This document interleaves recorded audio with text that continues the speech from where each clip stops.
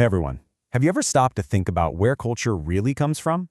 I'm not talking about just food or fashion, but those deep, powerful rituals that can define an entire people. Well, today, we're diving into how some of South India's most amazing traditions are powered by stories so old and intense, you'd swear they were still happening right now. So on one side, you have Onam in Kerala. It's this beautiful, joyous harvest festival all about unity and prosperity. With those huge vegetarian feasts, the sadhya, served up on banana leaves. But then over in Tamil Nadu, you have something completely different, the Kaniyan Koothu. This is a fierce, spiritual, tribal dance where shamans call down the spirits of deities in this intense, all-night ritual. One is a huge community celebration of a long-lost golden age. The other is a powerful, trance-like invocation of the gods. They couldn't be more different, right? But what if I told you they share a common root? That there's a single, powerful pattern of storytelling that fuels both that happy feast and that fierce dance.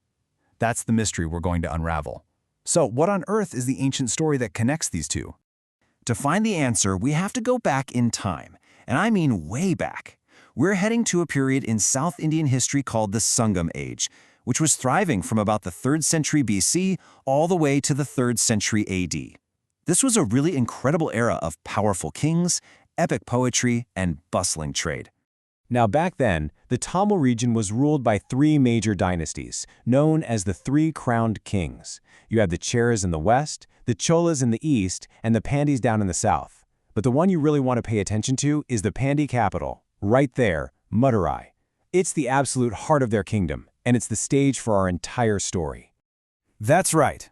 Our journey takes us to the ancient, almost mythical city of Madurai. According to the old Tamil epics, this place was incredibly wealthy and prosperous, famous for its pearls. And it's here that our central drama kicks off.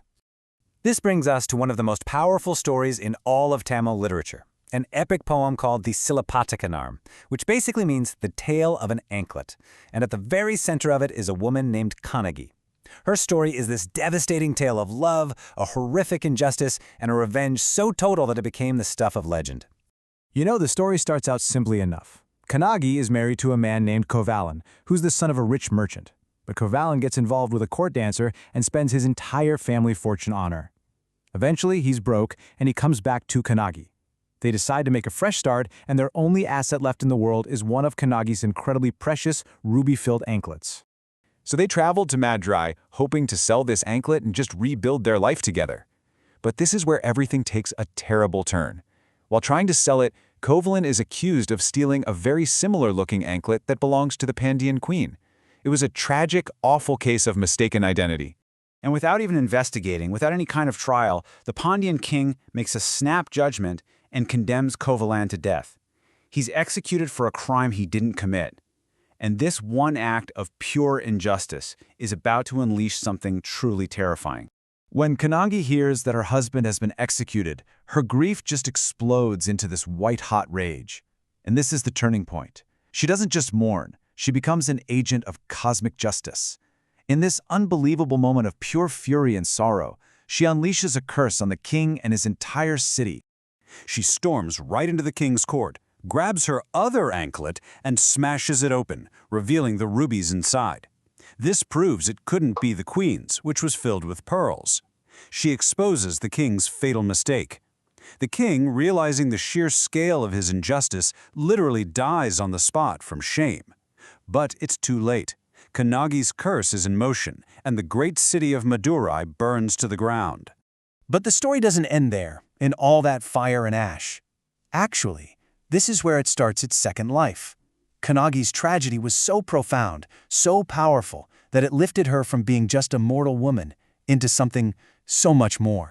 So, after her vengeance on Madurai is complete, the legend says Kannagi travels west, heading into the lands of the Chera kingdom, which, you guessed it, is modern-day Kerala. And there, her story takes this final incredible turn.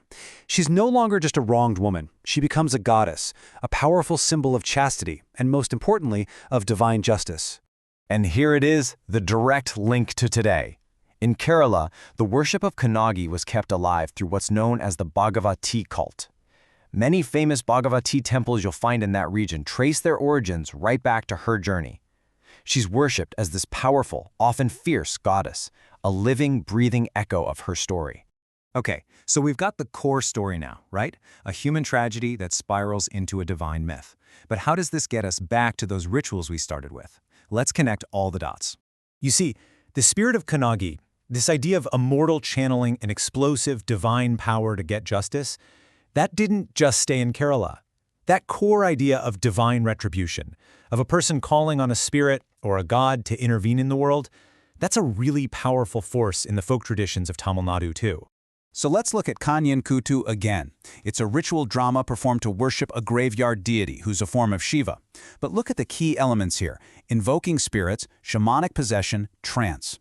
During the performance, participants are believed to literally become possessed by the spirit of the god, dancing with this incredible energy. See the pattern? It's that same idea, a human becoming a vessel for divine power. Okay, so the link between Kannagi's fury and the spirit possession in Kaniyan Koothu makes sense. But what about the happy feast of Onam? That feels like the complete opposite. But here's the thing, it's not about the emotion of the story. It's about the power of that story to shape what people do. And here is the connection. Kannagi's story is a tragedy that becomes a myth about divine justice and that inspires these intense spiritual rituals.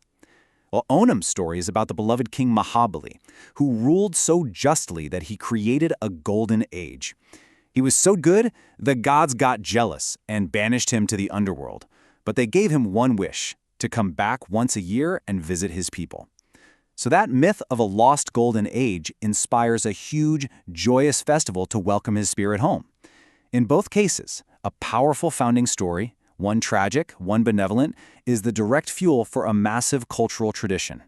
So, the really crucial point here is that these stories are not just relics. They are not gathering dust in some old epic poem. They are absolutely living, breathing things. Whether it's expressed through a shaman entering a trance in a small village in Tamil Nadu or a family laying out an intricate flower carpet in Kerala, these traditions prove that myths are not static. They are the engine of culture, something that gets actively performed and relived year after year. And really, this is the big takeaway. These myths are like a culture's DNA.